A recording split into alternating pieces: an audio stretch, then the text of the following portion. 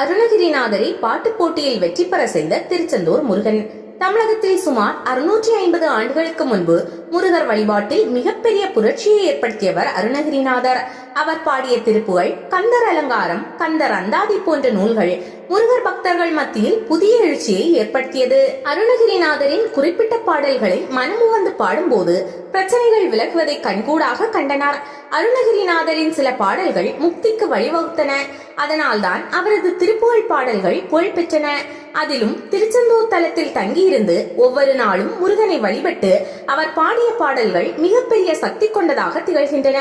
அதனால்தான் திருச்செந்தூரில் அருணகிரிநாதர் இருந்த முதல் கட்டத்தில் அவரது புகழ் தமிழகம் முழுவதும் பரவியிருந்தது. அந்த காலகட்டத்தில் வில்லிபுத்தாரர் என்ற தமிழ் புலவர் ஒருவர் வாழ்ந்து வந்தார். அவர் தீவிர தமிழ் பற்று கொண்டவர். மற்ற புலவர்களை தன்னுடன் பாடல் பாடும்படி போட்டிக்கு வருமாறு அடிக்கடி அழைப்பு விடுப்பார். போட்டி நடக்கும் போது வில்லிபுத்தாரர் தனது கையில் நீளமான ஒரு துரட்டி ஒன்றை பிடித்திருப்பார். அதன் ஒரு நுனியில் காதை அறுக்கக்கூடிய சிறிய அரிவாள் கட்டி வைக்கப்பட்டிருக்கும். அதை தனக்கு எதிராக போட்டிக்கு வந்திருக்கும் புலவரின் கால் மீது வைத்துக் கொள்வார். தன்னுடன் போட்டி போடும் புலவர்களிடம் பாடல் பாடி கேள்வி கேட்பார். போட்டிக்கு வந்திருக்கும் புலவர் பதிலில் ஏதேனும் தவறு இருந்தால் சற்றும் தயங்க மாட்டார். உடனடியாக அடுத்த வினாடியே துரட்டியை இழுத்து அந்த புலவரின் காதை அறுத்து விடுவார்.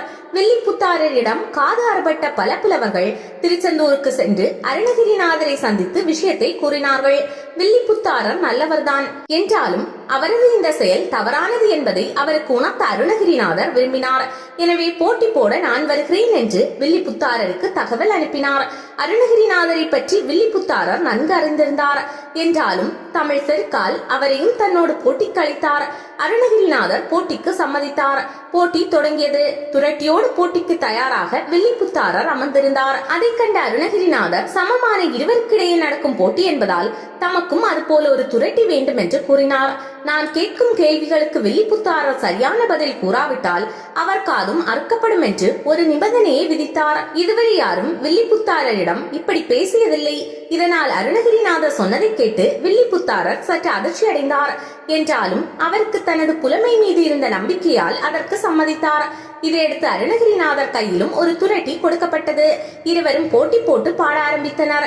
வில்லிபுத்தாரர் கேட்ட பாடல் கேள்விகளுக்கு அருணகிரிநாதர் பாடல் பாணியிலேயே பதிலடி கொடுத்தார். இடையிடையே அவரும் பாடல் பாடி வில்லிபுத்தாரரை பதிலளிக்க வைத்தார். போட்டி விறுவிறுப்பாக சென்று கொண்டிருந்த போது ஏகாட்சர செய்யுள் என்ற அமைப்பில் ஒரு பாடலை அருணகிரிநாதர் பாடினார். இதுதான் அந்த பாடல். திதத் தத் தத் தித்த இந்தாதை தாது துத் தித்தத் திதா திதத் தத் தத் தித்த திதித் தித்த தேதுத்து தித்திதத்தா திதத் தத் தத் தித்தத்தை தாதுதி தேதுதை தாத தத்து நிதத் தத் தத் தித்தித்தி தீதி திதி துதி தீதொத்ததே. இந்த பாடலை கேட்டதும் வில்லிபுத்தாரர் அப்படியே திகைத்து போய்விட்டார். அவருக்கு அருணகிரிநாதர் பாடிய பாடலும் புரியவில்லை. அந்த பாடலுக்கான அர்த்தமும் தெரியவில்லை. என்ன செய்வது என்று திகைத்தார். அவருக்கு வியர்த்து கொட்டியது. அதிர்ச்சியில் அப்படியே உட்கார்ந்து விட்டார். அவர் அருணகிரிநாதரிடம் தனது தோல்வியை ஒப்புக்கொண்டார். நிபந்தனைப்படி தனது காதை அறுத்து விடும்படி அருணகிரிநாதரிடம் கேட்டுக்கொண்டார். ஆனால் அருணகிரிநாதர் அதற்கு ஒத்துக்கொள்ளவில்லை. வில்லிபுத்தாரரின் காதை அறுப்பது தனது நோக்கமல்ல என்றார். மேலும் புலவர்களின் காதை அறுத்து அவமதித்து அவர்களுக்கு கொடுமை செய்வதை இனி வில்லிபுத்தாரர் நிறுத்த வேண்டும் என்பதே தமது நோக்கம் என்றும் கூறினார். வில்லிபுத்தாரர் தனது தவறை உணர்ந்தார். மனம் திருந்தினார். தாமினி அவ்வாறு செய்ய மாட்டேன் என்று உறுதியளித்தார். பிறரை விமர்சிப்பதை விட்டுவிட்டு இனி புதிய செய்யுள் வகைகளில் கவனம் செலுத்துவேன் என்றும் கூறினார். பிறகு அருணகிரிநாதரிடம் மன்னிப்பு கேட்டார். வில்லிபுத்தூராரை அருணகிரிநாதர் திருச்செந்தூர் முருகன் அருளால் தான் வாதிட்டு வென்றார் என்று சொல்வார்கள். சுமார் 650 ஆண்டுகளுக்கு முன்பு இந்த திருவிளையாடல் திருச்செந்தூர் தலத்தில் நடந்தது என்று தண்டபாணி சுவாமிகள் தனது குறிப்புகளில் எழுதி வைத்துள்ளார். அருணகிரிநாதரிடம் தோல்வியை தழுவிய வில்லிபுத்தாரர் சில ஆண்டுகள் கழித்து வில்லிபுத்தூராரர் மகாபாரதம் என்ற நூலை இயற்றினார் என்பது குறிப்பிடத்தக்கது.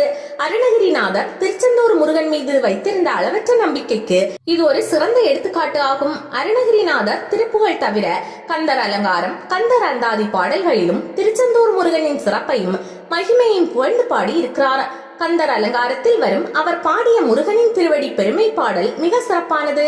இதுதான் அந்த பாடல்.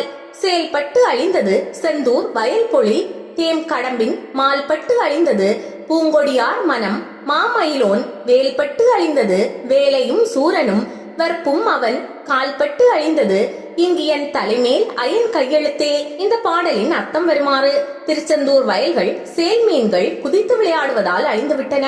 பெண்களின் மனம் முருகன் அணிந்துள்ள கடம்ப மாலையின் மீது விருப்பம் உண்டாகி அழிந்துவிட்டன. முருகப்பெருமானுடைய ஞானவேல் பட்டு கடல் அழிந்தது. சூரபத்மன் அழிந்தார், ரவுஞ்சமலையும் அழிந்தது. சூரபத்மன் கொடியவன், அவனை அழிக்க வேலை உபயோகித்தார். பக்தர்கள் அடியவர்களை காக்க காலை உபயோகித்தார். பக்தர்களின் தலையிலே பிரம்மா எழுதிய எழுத்தை முருகனின் திருவடி அவர்களின் தலையிலே பட்டு அழிக்கின்றது. இதனால் முருகனை வழிபடும் பக்தர்கள் பிறவி பெருங்கடல் துன்பத்தை அடைய மாட்டார்கள். அவர்கள் முக்தி பாதைக்கு திரும்புவார்கள். இவ்வாறு முருகனின் திருவடி சிறப்பை கந்தர் அலங்காரத்தின் 40வது பாடலில் அருணகிரிநாதர் வெளிக்காட்டியுள்ளார். அதுபோல கந்தர் அலங்காரத்தின் இன்னொரு பாடலும் சிறப்பானது.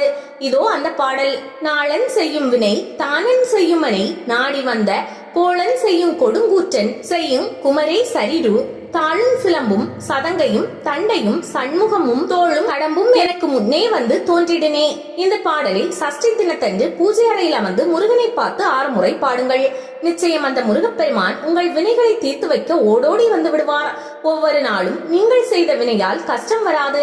நவக்கிரகத்தால் வரும் கஷ்டங்கள் உங்களை நெருங்காது. அப்படியே பிரச்சனை வந்தாலும் முருகப்பெருமான் தன் அழகான தோற்றத்தோடு உங்கள் முன் வந்து நிற்பான். கவலையே படாதீர்கள்.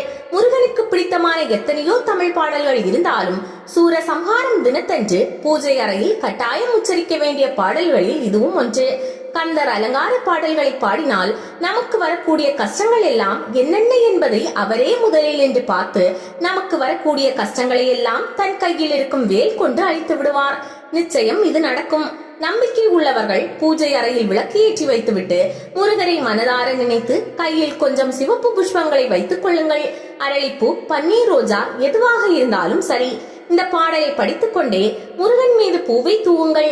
நீங்கள் நினைத்ததை திருச்செந்தூர் முருகன் நிச்சயம் நிறைவேற்றுவார்.